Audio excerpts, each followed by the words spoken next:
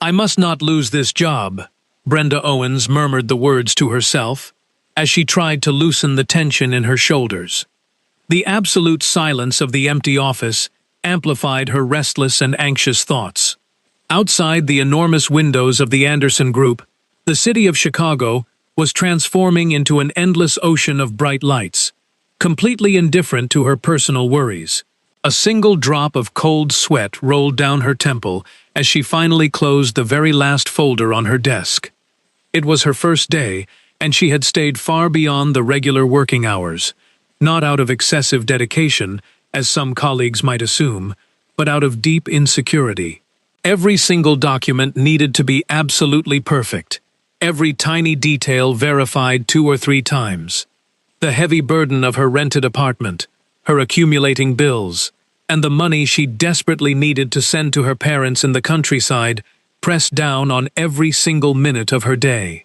A heavy sigh escaped her tired lips as her eyes caught the framed photograph sitting on the adjacent desk, showing the department director standing right next to the legendary Richard Anderson, the chief executive officer and sole owner of this corporate empire. In the glossy image, he displayed a restrained, confident smile, with piercing eyes that seemed to look right through any superficial facade. "The man who never fails," read the caption of his most recent feature in a famous business magazine. Meanwhile, "I can barely find the correct path to the restroom in this massive building." Brenda laughed, without a single trace of humor, as she gathered her modest belongings. The corporate building pulsed like a living organism, even at this late hour.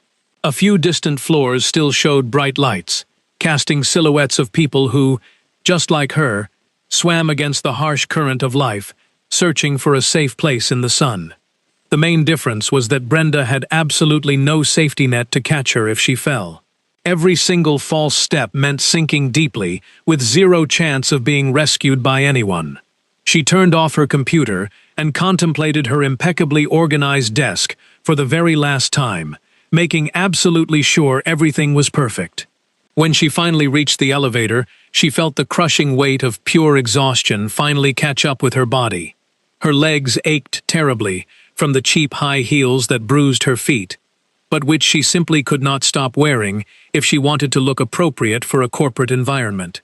It was just another painful expense that she could barely endure. Her cell phone vibrated deep inside her worn purse.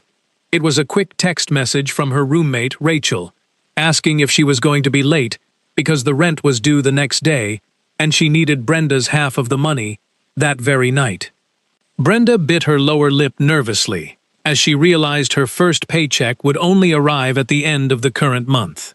She would have to dip into her miserable tiny savings, leaving her entirely without any emergency funds for the coming weeks. How in the world would she explain to her sweet mother that she could not send any financial help this month? The elevator arrived with a soft chime, the polished metal doors sliding open to reveal its completely empty, mirrored interior, which endlessly multiplied her exhausted reflection. She stepped inside, and the illuminated floor indicators steadily decreased as she descended to the ground floor, each passing level bringing her closer to the harsh real world and further away from the controlled, luxurious corporate environment where she clearly did not naturally fit in. She stared at her own reflection in the elevator mirror, seeing a 25-year-old woman desperately trying to look confident in clothes that were not exactly from the latest fashion trends, but which had still cost her nearly a full month of rent. She simply could not afford the luxury of looking out of place in such a prestigious company. She closed her eyes for a brief moment, absorbing the complete silence around her. "You can do this, Brenda. Just take it one single day at a time," she whispered to herself. It was the familiar mantra that kept her moving forward whenever all she wanted to do was completely give up. The elevator finally opened into the main lobby, a vast and intimidating space of polished marble and clear glass, practically deserted at that late evening hour. Her quiet footsteps echoed loudly as she crossed the massive room, waving timidly at the night security guard who watched her from the main reception desk. "You are the very first one to arrive, and the last one to leave, huh?" the friendly guard commented with a warm, sympathetic smile as she walked past him. "It is only my first day," she replied with a shy, exhausted smile, explaining that she was still adjusting to the heavy workload. Outside the glass doors, the evening sky had completely transformed into a dark, threatening canvas, dotted by a few brave stars that barely managed to compete with the intense light pollution of the sprawling metropolis. The humid air was heavily charged with that specific electricity that always precedes massive summer storms, and a strong wind was beginning to violently shake the green canopies of the tall trees lining the busy avenue. Brenda stopped right at the main entrance, looking up at the turbulent sky with growing apprehension. She did not have enough spare money for a taxi or a ride-sharing application, and the nearest bus stop was located exactly 3 blocks away from the building. If she ran as fast as she could, she might just be able to catch the final direct bus to her distant neighborhood, avoiding a complicated transfer that would easily add 40 long minutes to her exhausting commute. That was the exact moment she noticed the elegant vehicle parked closely near the main entrance, a sleek black sedan with slightly darkened windows. The powerful engine was running, purring softly, clearly indicating that someone was patiently waiting inside. For a brief second, she wondered if this could possibly be the executive transport service that the company allegedly offered to employees working extremely late hours, something she had vaguely heard about during her morning orientation session. She hesitated briefly, caught between the terrifying prospect of risking a run in the imminent torrential rain or simply checking to see if she could take advantage of this corporate ride. Right at that moment, the driver's side window rolled down partially, revealing the strong profile of a man wearing a dark suit behind the steering wheel. She could not see his entire face clearly, only the sharp outline of his strong jaw and the broad shoulders that impeccably filled out a custom-made suit. Her tired heart raced with a strange mixture of sudden hope and lingering nervousness. Taking a very deep breath, she bravely approached the luxurious vehicle, leaning down just slightly so she could properly see the driver in the dim light. The very first drop of cold rain touched Brenda's cheek, exactly as she leaned toward the car window to ask her question.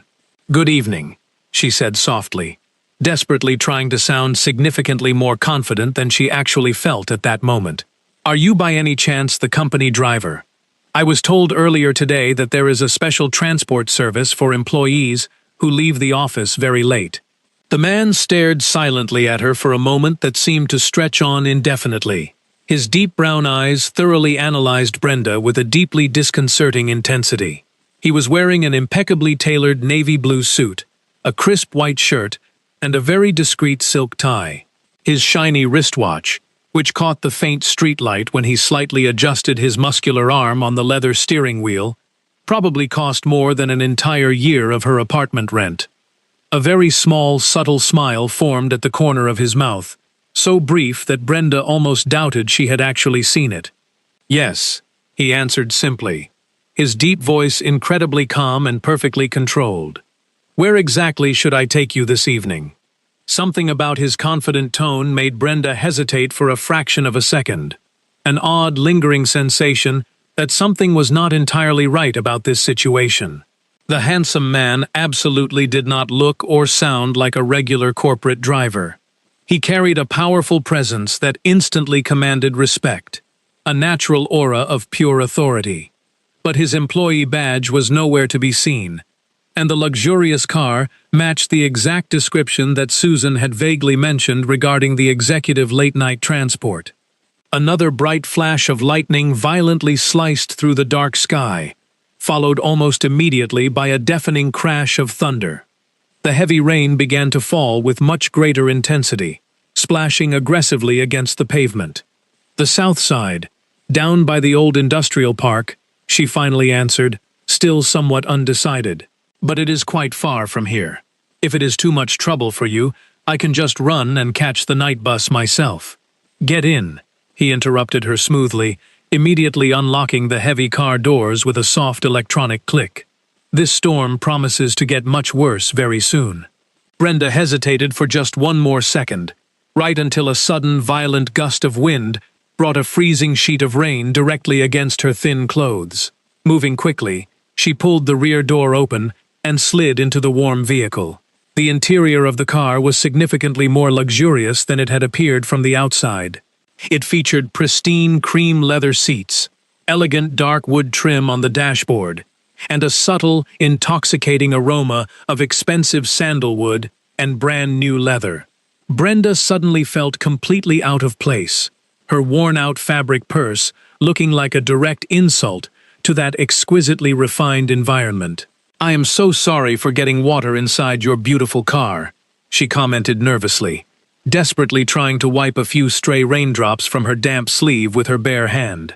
The mysterious man glanced briefly through the rearview mirror, his intense eyes meeting hers for a fleeting electric moment.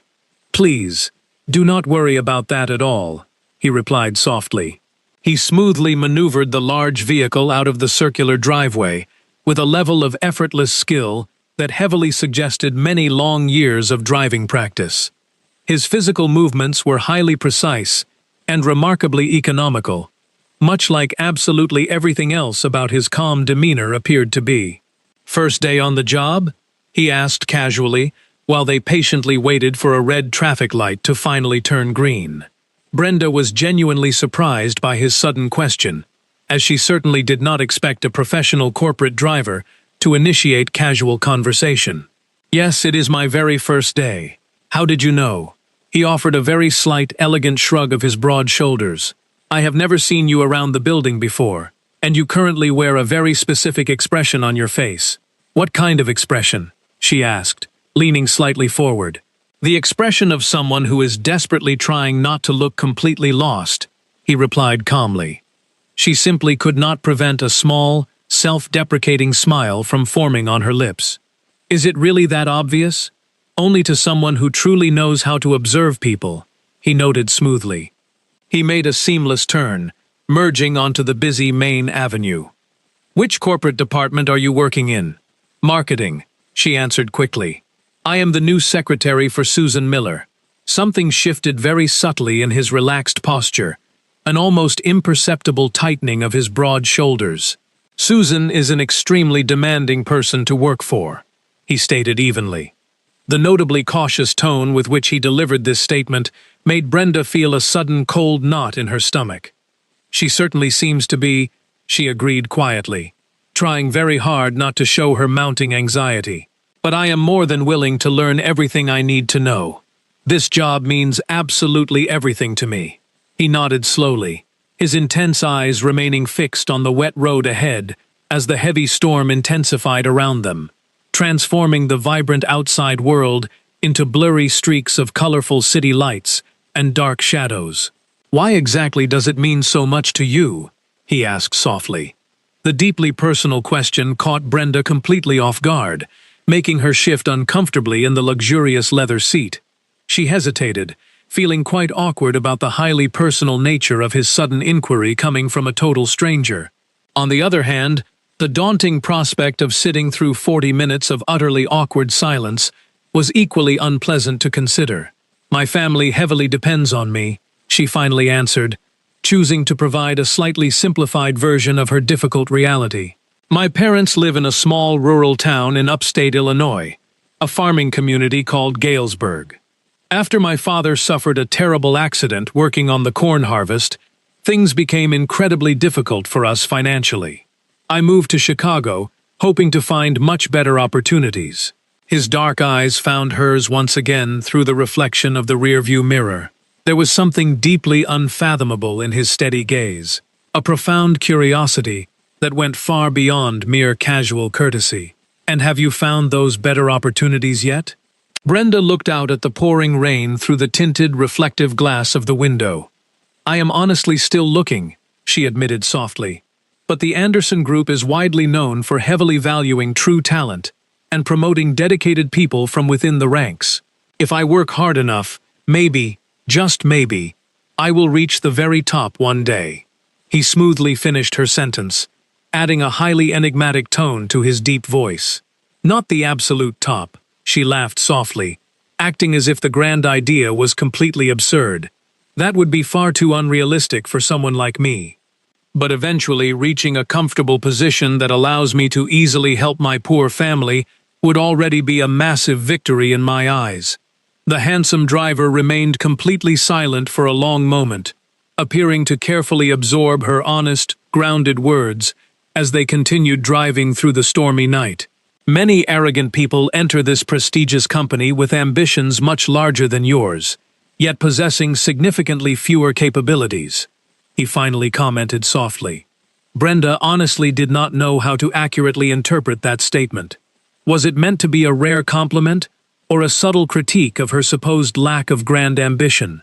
Blind ambition without a solid foundation is just a foolish fantasy, she confidently replied. I greatly prefer to build my career steadily, step by step. A very small, genuine smile formed on his handsome face, clearly visible through the reflection of the rearview mirror. That is a highly interesting personal philosophy to hold, he noted warmly.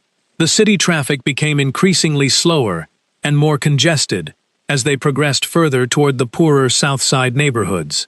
The intense rainfall had caused minor flooding in several different parts of the sprawling city. Despite the terrible weather, the driver appeared entirely unbothered, skillfully finding alternative side routes with an astonishing level of familiarity. You seem to know this specific route to the South Side incredibly well, Brenda commented, feeling quite intrigued by his navigation skills. I know this entire city very well, he simply replied. After a brief pause, he smoothly added, So, what did you genuinely think of your very first day at the office? The casual question sounded like a simple distraction, but Brenda gladly took the welcome opportunity to keep the friendly conversation flowing. It was intensely overwhelming. There is so much new information to learn. Complex computer systems, strict security protocols, and endless names to memorize. And what do you think of the Anderson Group itself? He pressed further. She reflected quietly for a moment, carefully choosing her words so as not to sound ungrateful. The sheer structure of it all is deeply impressive, she noted. The massive organization, absolutely everything seems to function like perfectly adjusted mechanical gears. And what about the famous founder, Richard Anderson? The question came out sounding a bit too casual to be entirely genuine. Brenda felt a slight wave of nervous tension, deeply unsure about exactly how much she should say to him. Was this some strange kind of secret loyalty test for newly hired corporate employees? I have never actually met the man in person, she answered with absolute honesty. During the morning orientation, the managers talked endlessly about his grand vision and his strict business principles. He seems to be a highly focused individual.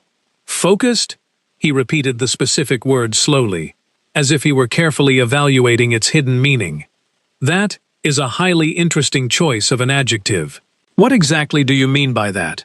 Most regular people would probably choose to call him brilliant, purely visionary, or perhaps deeply intimidating, he continued. It is incredibly difficult to form a solid opinion about someone you only know through exaggerated corporate stories, she explained patiently. I much prefer to judge people entirely by what I actually see them do, not by what I hear from others. The man nodded his head slightly, appearing to highly approve of her thoughtful answer. As they finally approached Brenda's modest neighborhood, the glaring contrast between the wealthy financial center and the neglected urban periphery became painfully evident. Imposing glass skyscrapers quickly gave way to simple brick buildings, poorly lit narrow streets, and small local family shops, closing down for the rainy night. It is right on this street, Brenda pointed ahead, suddenly feeling a sharp pang of deep embarrassment about her living situation. It is that faded yellow building, the third one right after the small corner grocery store, she instructed softly. The 4-story brick building lacked any elevator, featured heavily peeling paint on its outer walls, and had only one single flickering light bulb illuminating the cramped front entrance. It looked especially sad and incredibly modest when viewed from the plush interior of that deeply luxurious vehicle. He smoothly parked the large car directly in front of the old building, turning off the powerful engine. The heavy storm continued relentlessly, creating a thick, blurry curtain of freezing water between the warm car and the dark outside world. Thank you so much for the ride, Brenda said warmly, quickly gathering her worn purse and wet umbrella. You completely saved my night. The handsome man watched her closely, with a completely unreadable expression on his strong face. "It was absolutely nothing," he replied. Brenda opened the heavy car door and hesitated for a moment, staring at the rain falling heavily on the cracked sidewalk. She was certainly going to get completely soaked in the few short meters leading to the building entrance. But what truly bothered her deep down was something else entirely. The nagging sensation that this total stranger, this supposed company driver, who did not act like one, was silently judging her for where she lived and for the undeniable simplicity of her difficult life. A sudden, unexpected impulse made her turn back toward him just before stepping out into the cold rain. "I would absolutely love for you to come upstairs and have a hot cup of coffee as a small thank you for the ride," she blurted out, the surprising words escaping her lips before her rational mind could stop them. A small part of her immediately regretted extending the bold invitation. Her tiny apartment was probably quite messy right now. She had absolutely nothing sophisticated or expensive to offer him. Furthermore, her exhausted roommate Rachel might already be home trying to sleep. The mysterious man seemed genuinely surprised by her sudden, warm invitation. For a brief, fleeting moment, Brenda actually saw his perfect mask of professional composure slip away, revealing something that looked exactly like genuine curiosity. "That is really not necessary at all," he replied very politely, though he made no move to restart the car engine. "I strongly insist," she said, deeply surprising even herself with her unwavering persistence. "It is the absolute least I can do to repay you, especially with this terrible rain pouring down, unless you desperately need to return to the corporate office right now." He seemed to carefully consider her offer for a quiet moment, his intense dark eyes thoroughly studying her face, with that exact same disconcerting intensity from earlier. "A hot cup of coffee," he finally agreed, completely turning off the car headlights and removing the keys from the ignition. That would actually be quite pleasant. The 3 steep flights of concrete stairs had never seemed so impossibly long to Brenda. Every single step they took amplified her painful awareness of the terribly peeling hallway walls, the precariously flickering ceiling lights, and the heavy smell of cheap fried food that deeply permeated the narrow corridor. Her deep embarrassment steadily grew with every single step she took ahead of the silent man, who followed closely behind her without uttering a single word of complaint. "I am so sorry for the complete lack of an elevator," she commented nervously.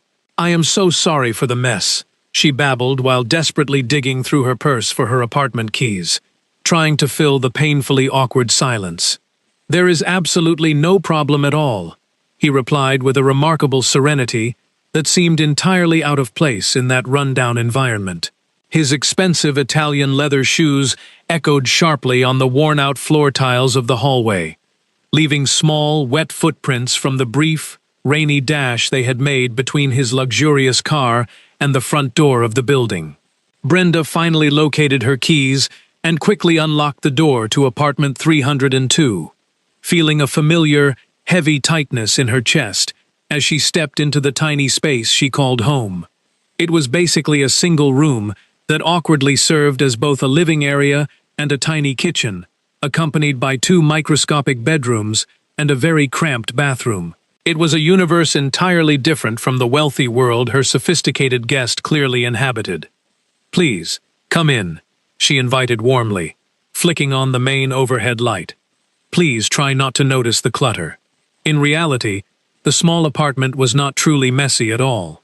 Brenda worked very hard to keep absolutely everything meticulously organized, a desperate attempt to compensate for the extreme simplicity of her life with strict order. The small 2-seater sofa clearly showed heavy signs of daily wear, but it was lovingly covered by a colorful, handmade quilt that her sweet mother had stitched for her.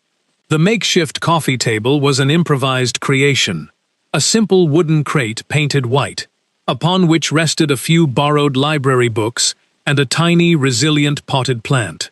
The man stepped inside with a completely neutral expression, but his sharp eyes quickly scanned every single detail. Brenda honestly could not decipher whether his intense gaze was born of pure curiosity or silent judgment. "Please, sit down anywhere you like," she offered kindly, pointing toward the small sofa while placing her damp purse on the tiny kitchen counter. "I will quickly prepare the coffee. How do you normally take it?" "Black, completely without sugar," he replied, remaining standing as he closely observed the few framed photographs hanging neatly on the cracked wall. They were simple, happy images of Brenda standing together with her loving parents in front of a very modest farmhouse back in Galesburg, all of them smiling brightly under the golden light of a late rural afternoon. "Are these wonderful people your parents?" he asked softly, taking a step closer to carefully examine one of the specific photographs. Brenda nodded enthusiastically while filling the old metal kettle with fresh tap water. "Yes, that specific picture was taken at my father's 50th birthday party just last year," she explained proudly. "They look incredibly happy," he noted. There was a unique quality to his deep voice in that moment. It was not arrogant condescension, but rather a kind of pure, genuine curiosity that entirely disconcerted her. "They are very simple people, but they are deeply happy with whatever little they have," she explained softly, placing the heavy kettle on the gas stove. "My poor father worked his entire life as a dedicated caretaker on a massive corn farm. My mother has been sewing clothes for neighbors to supplement our tiny income for as long as I can possibly remember." He finally sat down slowly on the small sofa, looking comically out of place in his perfectly tailored, expensive suit against the worn, faded fabric of the old furniture. "And you came all the way to Chicago to actively seek something entirely different for yourself?" he commented softly, phrasing it not as a direct question, but rather as a quiet observation of her life. "I simply came here to actively seek much better opportunities," she gently corrected him while reaching for the two absolute best ceramic mugs she currently owned. "It is not that I desire a life entirely different from theirs. I just desperately want to help them live comfortably. After his terrible farm accident, my father simply cannot work the long, hard hours like he used to do." The metal kettle suddenly began to whistle loudly, and Brenda quickly prepared the hot coffee using a very simple cloth filter, a traditional brewing method she had eagerly learned from her loving mother back home. The rich, intoxicating aroma quickly filled the entirety of the tiny apartment.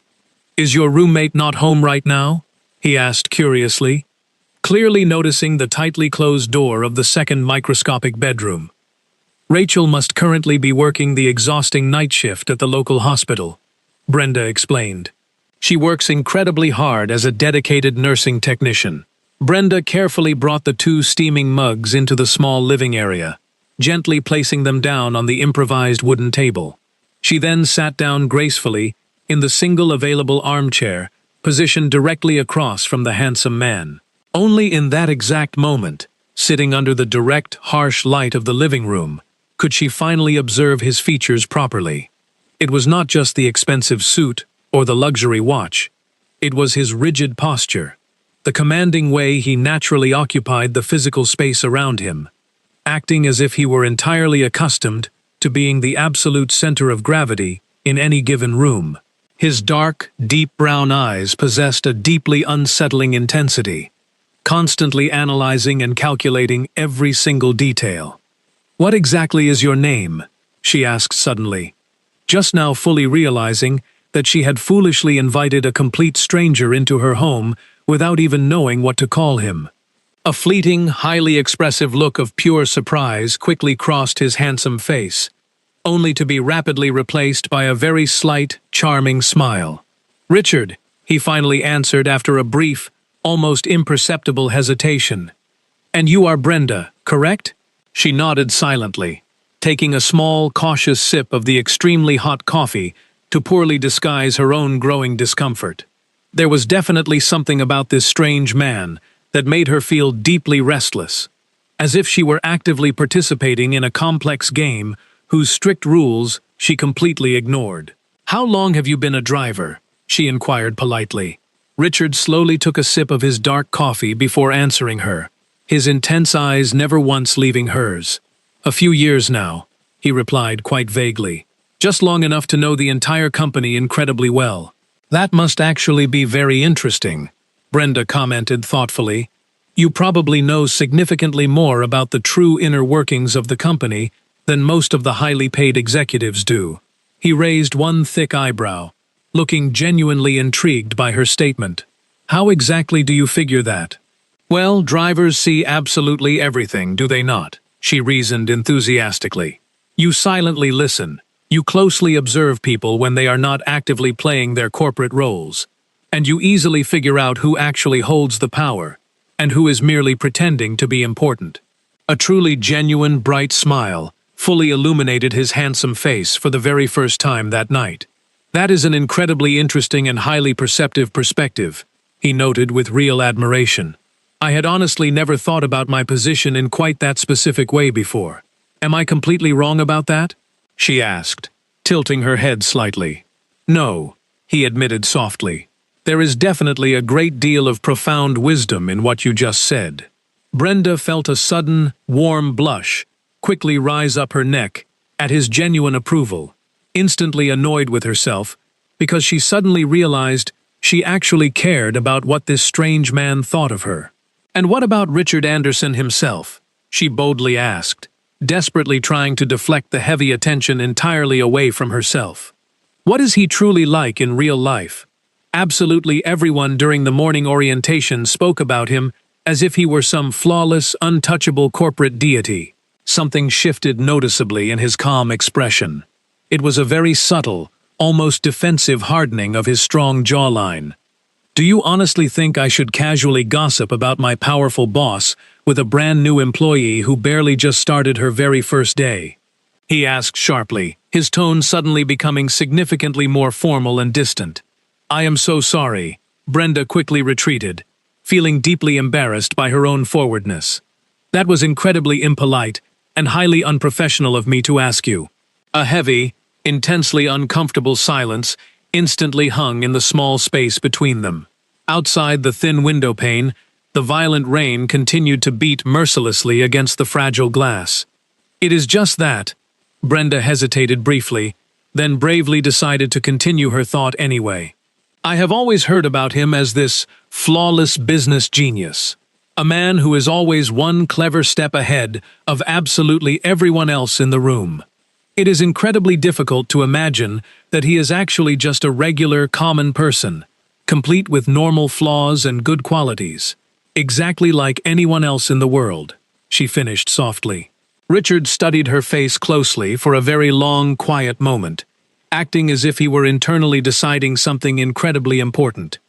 "He is ultimately just a man," his deep voice finally spoke, sounding surprisingly soft and slightly vulnerable. "He simply tries to do the absolute best that he possibly can with the difficult cards he was dealt in life." "Well, they certainly seem to be very good cards, based on what everyone constantly says," Brenda commented lightly, offering a very small, sympathetic smile. "He has massive family wealth and received a highly privileged education at the absolute best private universities. Appearances can often be incredibly deceiving," Richard replied quietly, a distinct hint of bitterness coloring his tone.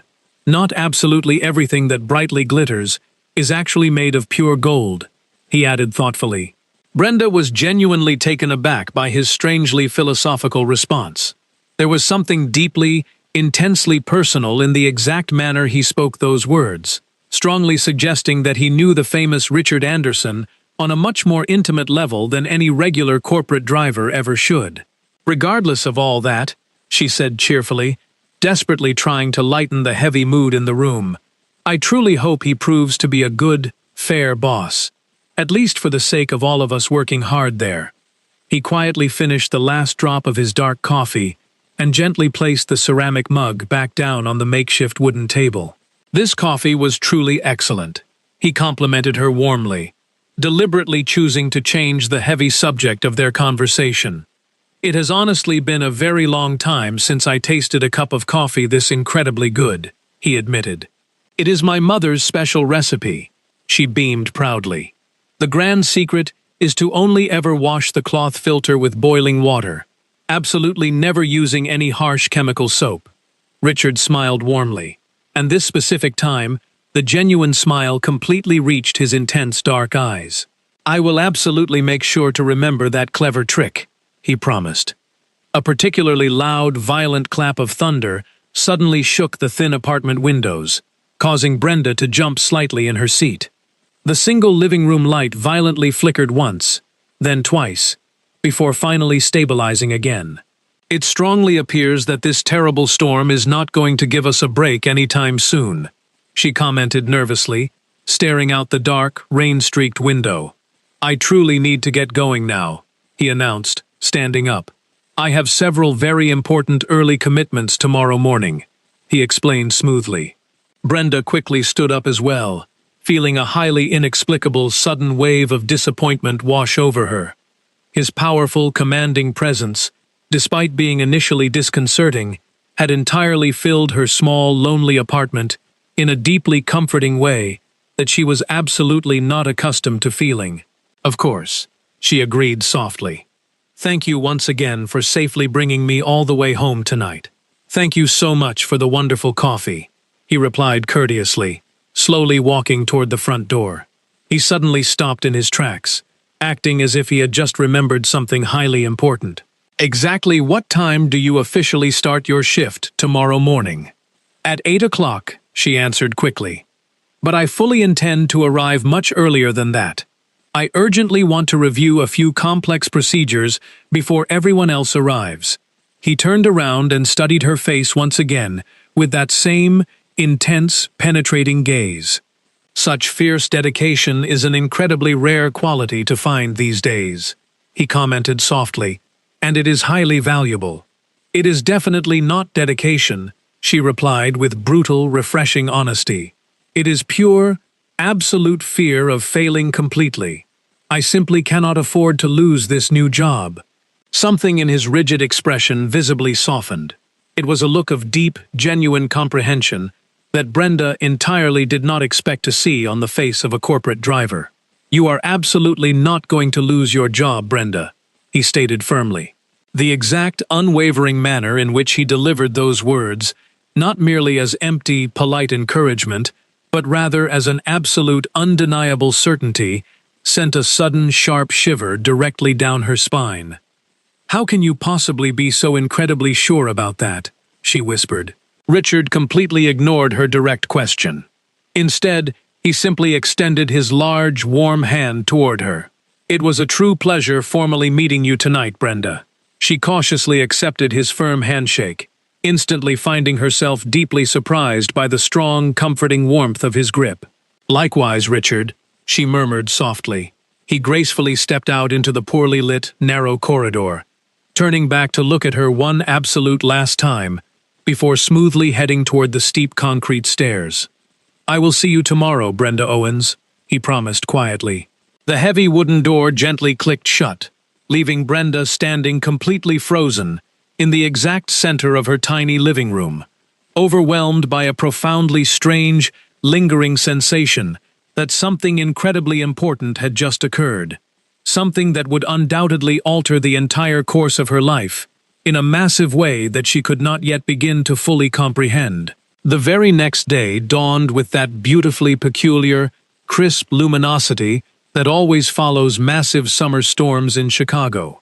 Brenda woke up fully 30 minutes before her loud alarm clock was scheduled to ring, her nervous stomach tightly contracted in a chaotic mixture of deep anxiety and wild expectation. While she meticulously got dressed and applied her simple makeup, her racing mind kept constantly returning to that incredibly strange, electric interaction from the previous night. There was undeniably something about that handsome driver, Richard, that simply did not fit the logical picture, much like a glaringly dissonant note loudly playing in the middle of a highly familiar, comforting melody. "Are you absolutely certain that he was just a regular company driver?" Rachel asked sleepily, suddenly appearing in the small kitchen with puffy, tired eyes from her long hospital shift. Her exhausted roommate had arrived very late from her nursing rotation, and Brenda had briefly whispered the unusual story about the kind corporate driver who had safely brought her home through the storm. "That is exactly what he verbally claimed to be," Brenda replied thoughtfully, while quickly preparing a fresh pot of hot coffee for both of them. "Why do you ask?" Rachel offered a lazy shrug of her shoulders while pouring herself a large, steaming mug of dark coffee. It just seems incredibly suspicious to me.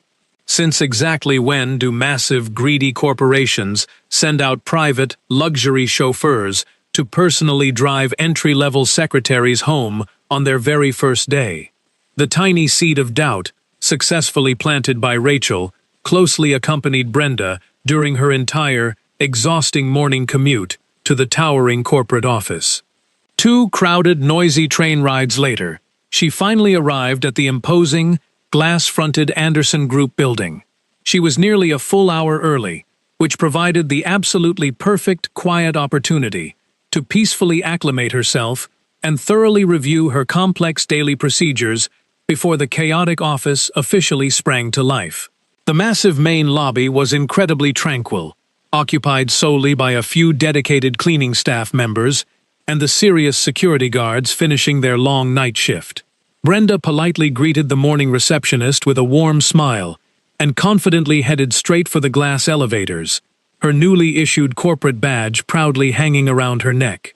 Upon reaching the 15th floor, the automatic motion sensor lights instantly flickered on the moment she stepped out into the completely empty, silent corridor. The unique, empowering sensation of being the very first person to arrive brought her a surprisingly strange comfort, making her feel as if, for just a few fleeting moments, this massive, intimidating corporate space belonged exclusively to her. As she quietly walked past the large corner office belonging to Susan Miller, her strict direct supervisor, she immediately noticed the bright lights were already on, and the heavy wooden door was left slightly ajar. A familiar female voice was speaking rapidly, in a low, hushed tone that was undeniably agitated. "I simply cannot believe you actually did something like this. It is completely, utterly inappropriate, even for someone exactly like you," Susan scolded harshly. Brenda instinctively slowed her walking pace, desperately not wanting to rudely interrupt what heavily sounded like a highly private, sensitive disciplinary conversation. "It was pouring rain outside, Susan. What exactly did you expect me to do in that situation?" The calm, deep response came in a male voice that instantly made Brenda freeze completely solid in the absolute middle of the carpeted corridor. It was the exact same unmistakable voice from the previous night. "Richard, you are the chief executive officer of this massive, international company. Absolutely not some random rideshare driver," Susan hissed furiously. "Have you honestly stopped to think about the massive implications, the wild corporate rumors this reckless stunt will generate the moment people eventually find out?" CEO. The heavy, terrifying word struck Brenda directly in the stomach, like a brutal physical punch. Richard Anderson, the incredibly powerful, wealthy man who had kindly driven her all the way home. The man who had casually sat on her cheap, faded sofa and drank cheap coffee from her chipped ceramic mug. He was absolutely not a regular, invisible company driver. He was the undisputed owner of the Anderson Group, her ultimate boss, the billionaire titan whose massive personal fortune was publicly estimated to be in the billions of dollars. And she had lectured him. "Nobody is going to find out anything," his deep voice calmly replied, with a shocking level of tranquility that now seemed even more wildly out of place, given his true, terrifying identity. "And if they actually do find out, I will simply tell them the absolute truth. I saw a dedicated new employee leaving the building very late in a storm, and I kindly offered her a safe ride home. What exactly is the terrible problem with doing that?" "The massive problem, Richard, is that you absolutely never, ever offer personal rides to anyone," Susan countered sharply. "Especially not to a pretty young secretary who was quite literally just hired yesterday afternoon. Let the board people talk all they want. I simply do not care," he stated dismissively. Brenda slowly backed away, her panicked heart hammering violently against her ribs. She urgently needed to escape right now. She desperately needed to find a quiet place to properly process the shocking, life-altering information she had just accidentally discovered. She quickly turned around to silently flee back toward the main reception area, but her cheap high heel loudly struck the polished marble floor section with a sharp, echoing click, that sounded like a gunshot in the perfectly silent corridor. The heated voices inside the office ceased entirely in a split second. "Is someone standing out there?" Susan's voice called out, suddenly sounding highly alarmed and deeply suspicious. Brenda froze entirely in place, paralyzed by fear, frantically torn between breaking into a full run or politely answering the terrifying call. Before her panicked brain could make a rational decision, the heavy office door swung completely open, and Susan Miller suddenly emerged into the bright corridor. She was an impeccably dressed, severe-looking woman in her early 40s. "Brenda?" Susan's sharp eyes narrowed into small slits of pure, shocked recognition. "What in the world are you doing here this incredibly early?" "I just came in early to carefully review some office procedures before the official shift begins, Mrs. Miller," Brenda replied, desperately trying her absolute best to firmly control the obvious, pathetic trembling in her thin voice. "I truly did not mean to interrupt your private early morning meeting." Susan's cold, calculating eyes studied her with clinical, terrifying intensity. "Exactly how long have you been standing right there listening?" "I honestly just arrived this very second," Brenda lied through her teeth, deeply hating herself for being dishonest, but completely failing to see any other safe alternative. "I was simply walking straight to my desk when I accidentally saw your open door. I am so sorry. I truly did not mean to pry. Please, come inside." Susan abruptly interrupted her,